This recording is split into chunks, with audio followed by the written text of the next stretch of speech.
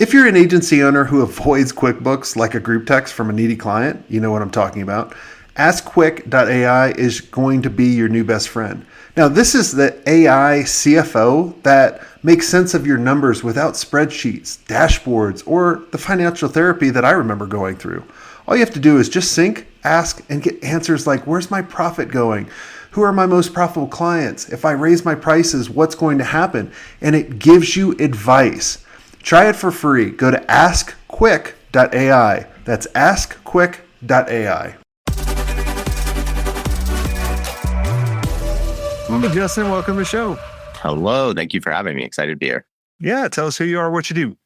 Yeah, my name is Justin Rashidi. I am the CEO and co-founder of SeedX. At SeedX, I lead data, mainly marketing and data strategy, and oversee operations.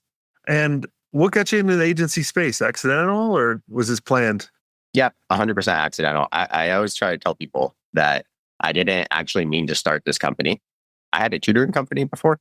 So yeah, I don't know how far I should go back and tell everyone about myself. But yeah, I have like a traditional parents, it's like my dad immigrated from Iran. And so in these cultures, like you're a doctor, you're a lawyer, you're an engineer, right? Like everything else is like a failure. Like my whole life growing up, I didn't even think like being an entrepreneur was a thing. I never thought about starting a company. And I got waitlisted out of school in New York. I moved out there and I was tutoring, and I had like a few clients cause like students, they like aced their like SAT, and it got me like a lot of business. And at this time I was working with like very high, like earning professionals, people who own companies, hedge funds, like executives of public companies. And so from being around them and then like this, I was like, oh, I should start this tutoring company. And it was really cool. Like actually, it didn't make that much money, but like I thought it made a ton of money when I was like 20. I was like, this is awesome. And so I went from that to, I like really going into business and thinking about like, oh, do I want to do business? This is so cool. Looking at like Silicon Valley and like all the different types of businesses that you can start. And so we got rid of that company. We like basically just sold off the clients, and I was just freelancing. Like I was like, oh, well, I have like all these skill sets now and making websites and doing this thing and doing that thing. And so we just started to take on like clients, and we took on one, and then we had to hire like one person, and then we took on another. We kept taking people on, having success. And it was like actually like we had like 5 people, and I like still didn't want to admit that I had a company. I was like, oh no, man, we're just doing that because I'm trying to explore these other things. And then it kept growing, and eventually, I started the company with my girlfriend, now wife, and we're like, that thing that we keep ignoring, maybe we should like not ignore it anymore. Like we should actually be like more dedicated to turning it into a functional like organization. And that's actually how like I got here. Is kind of just like going through the market and solving problems and not thinking I had a company. Yeah. How long did it take you to get over the million mark? Ooh, good question. 3 years. Okay. And did the skies open up and the unicorns come out when you hit over the million? No, it was like it's like the worst experience, I think. Yes. At that level, it's like people think you're successful, but you don't have enough money to like really like invest in stuff yet. Like you can't hire quality people. You can't do like anything almost. Like it feels cool and looks good on paper, and I think it's like one of those cool milestones. But yeah, in reality, it's like you have a small team. They're probably undertrained. Your processes like aren't as solid as they should be. You're still figuring out like pipeline. At least I was like figuring these things out. And that's how everybody is. Like getting to a million, you can do by accident. Yeah, I think so. But everyone looks at it like, I got to get to the million mark. Like they think that everything's going to get easy after that. I'm like, no, it actually starts getting harder. Oh yeah. Start going into no man's land. I think that a lot of companies try to sell at a million because like they realize, oh wow, like the jump from this level to the next level is like, I always tell people like knowing what I know now, like going from like that level to the next level, I wouldn't do it again. What now that you know now that you could avoid? Okay. Yeah, that's a good question. So the thing that I would have avoided is I would have actually grown slower. So like we grew like, it was like slow and then fast, like to that point. And we were just like, oh, this is so cool. We're selling to these big clients. And like, you have like that high of like new. And like what you don't know if you haven't done it before is that you really need to have like process in place in order to like actually like successfully keep the clients and onboard them and like make sure that there's success. And you probably have a junior team at that point. So we had a more junior team. They aren't like capable of like expanding like at that rate. And They were probably just so, a team doing the work, right? Not really kind of managing the client or managing the project. yeah, we had like no account management at that point. Like, or like maybe one other person was like kind of assisting with like account management. And so what ended up happening is like I ended up just working. Like I ended up gaining like 50 pounds. Like I was working like day and night because I was like, I don't know what to do because I also don't want to fire like our team and I want to retain this. And I put myself in a situation that was just horrible. Like it was like I had like no free time, no weekends. I didn't work out. Like I couldn't do anything. And in my mind, it was like some form of hell. And so, yeah, going back on it now, I would tell people like, hey, it's not like don't scale so quickly. Make sure the processes are good. Like you probably either need to. I didn't understand capital at the time, maybe as much. Like, hey, it's okay. Get loans, get capital, like get working capital. So you are not like neck to neck. Even if you have like the cash flow coming in soon, like you still need like that capital. And so maybe those are the two things I would recommend. Is like, yeah, make sure you have working capital and make sure that you're not eager about trying to like hit some growth goal. I always tell everybody, get a line of credit when you don't need it. Because when you need it, those fuckers disappear. Like the banks won't touch you. You get the interest rates that are like it's like 100% interest on the loan or whatever. Yeah. No, I'm like, when things are good, show them your books. Be like, here you go. Look how fast we're growing. And take the biggest amount. And what I always tell everybody too about the line of credit, you don't have to take that out to start paying on it. It doesn't cost you anything. It just sits there. Yeah, it just sits there. And what I would do, and what I found, because we never used it, but what I found, and I learned later on, is the bank is paying like an insurance premium on it or something like that. So it's costing them. So if they don't see activity on that account, they'll actually cancel it. So what I would do is I'd pull out $100K like for one day and put it back in, pay like $10. Like, you need it just to show the activity, just in case, just that safety net. Yeah. I mean, it's just how I don't know. Like when I think about myself, I'm like, would I have known to do that? Like how do people like, does everyone? That's why they listen to the podcast. Yeah, they should listen and learn because I always think back. I'm like, I was so stupid. I made myself it was so difficult. And yeah, I guess parts of it could have been avoided, but it's still pretty difficult to grow your team.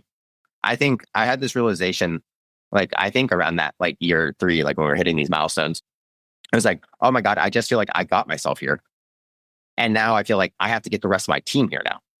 And I'm like, oh my God, like that's a lot of work. Like I just got here. And now in order to grow more, you have to get the rest of your team on board and like growing to these levels as well. And I don't know, that's another one, like the importance of team in like these places. And like, well, the point that where you were, and I remember getting to that point as well. I was like, my gosh, man, like I grew this thing. It was maybe a $2 million agency at the time. And I'm like, can't give it anymore. Like I've put everything into it. I can't figure out the how. And I was trying to figure out the how.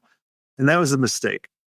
I just needed to figure out where were we going and who could help us figure out the how and who wanted to be on that boat or that ship going in that direction. And when I was able to find those people and the people that I didn't have to manage, that was the other key. If I have to manage someone, I'm the worst manager. The way I do things is very different than anybody else.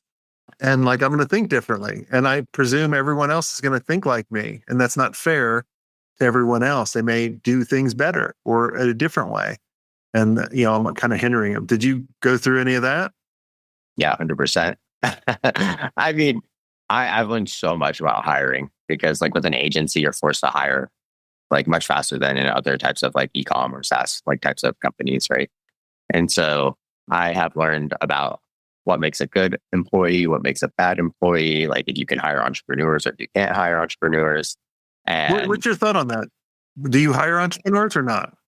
No, I think no. I find that the entrepreneurs are unhireable. I just talked to someone and he's like, well, I kind of want this job because I want this, but actually I want to start this company.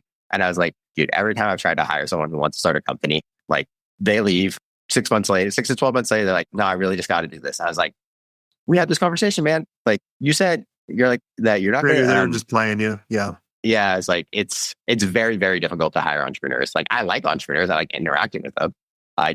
You can't hire them. And so, but once you find a team that like really, they have standards for themselves, they want to improve processes themselves, you show them like the direction that you're going, right? And like you're communicating direction, then yeah, work gets so much easier because they can independently think and solve problems.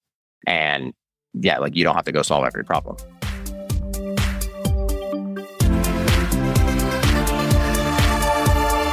Hi there, agency owners. Let me ask you, are you ready to scale your agency without increasing your overhead costs?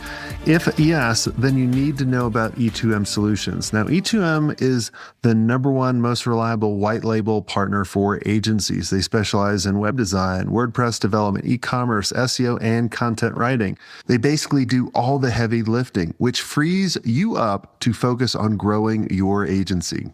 Now, here's the best part. E2M's just not another vendor. With over 10 years of experience, their team of over 300 experts has a track record of delivering for more than 300 agencies. They're your strategic partner. They deliver on time every time, so you can focus on what you do best. Now, E2M's mission is simple: to help 500 agencies increase their revenue and profit margins with white label services that actually work.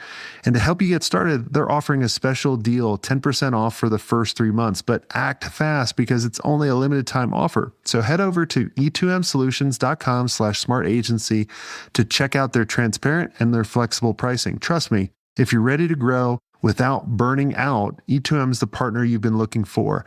That's e2msolutions.com/smartagency. Go check them out and tell them Jason Swank sent you.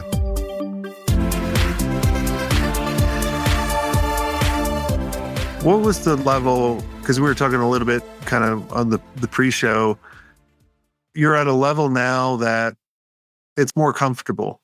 It's easier. You're enjoying it more. So we kind of just talked about like, kind of the no man's land. When did no man's land stop for you? I don't know. It was a phase out. It was a slow phase. So it's kind of hard to pinpoint one thing. Over the last 2 years, it's phased into like maybe the last 3 years, like it's phased every year into being easier.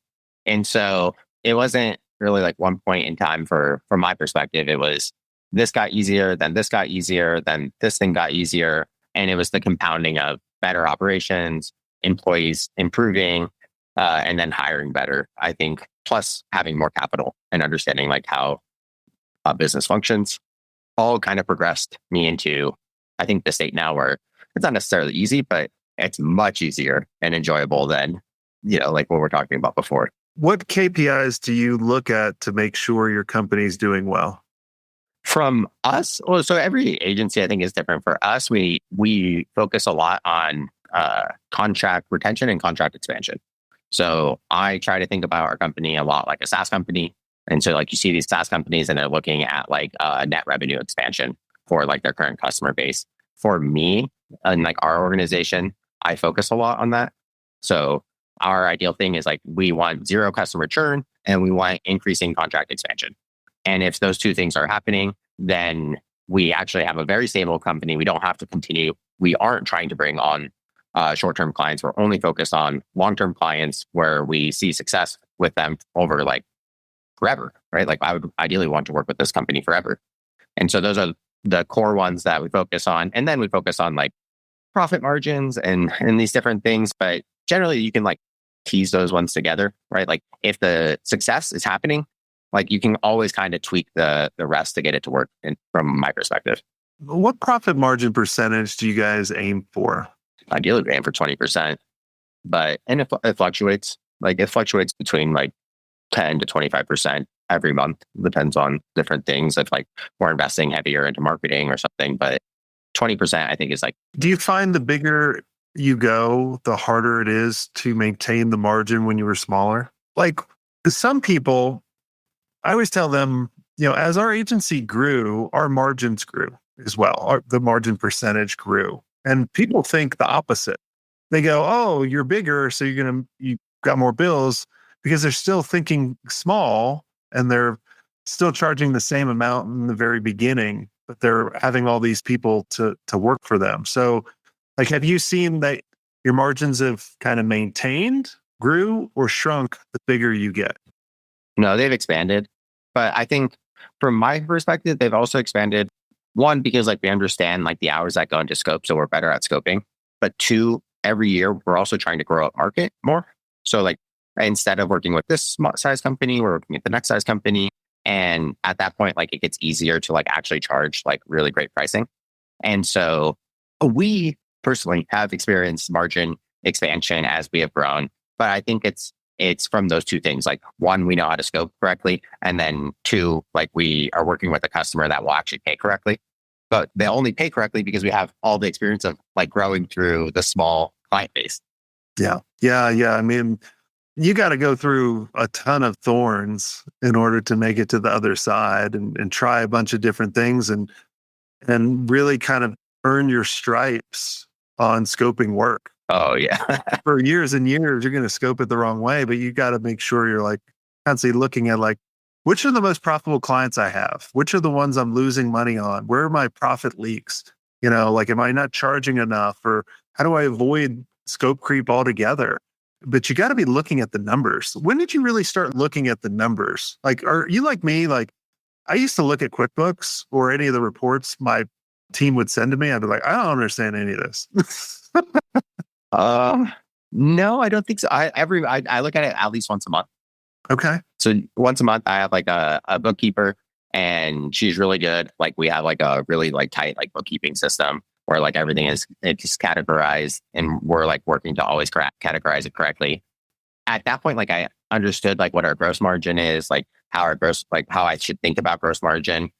And then more and more, I was like what's a good net margin? And I kind of evolved into it. Like I don't know. It just kind of happened, but I liked it. I wasn't like you. I enjoyed it. You like the numbers? Yeah, I do. I do like, yeah, I'm kind of like, yeah, I guess I am more like into it. Like we track the time into a project management software, and then like we're reverse engineering like the time plus estimates plus leakage to figure out like what we should have scoped versus like what we did scope, right?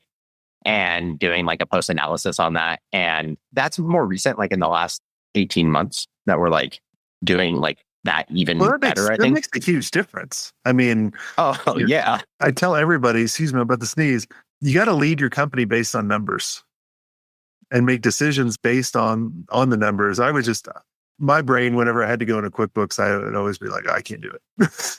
For me, the hard part actually wasn't like the going into QuickBooks. It was, I always had like issues with leadership, more so like I felt weird telling like to have my team track time. I kept telling them like, guys, that we're doing this to like help make the business healthier.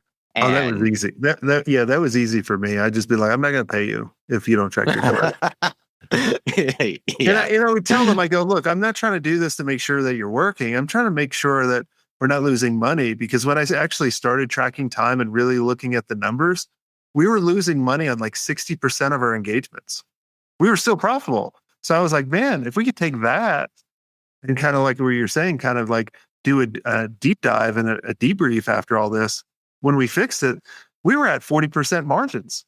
And the crazy part is like, if you're already running profitably, so like we also had this too, where like we were like 3 years ago or something, like it's like, oh, we have 10% margins or something, but we have all these contracts. And now that we're looking at the hours, like we should be charging X.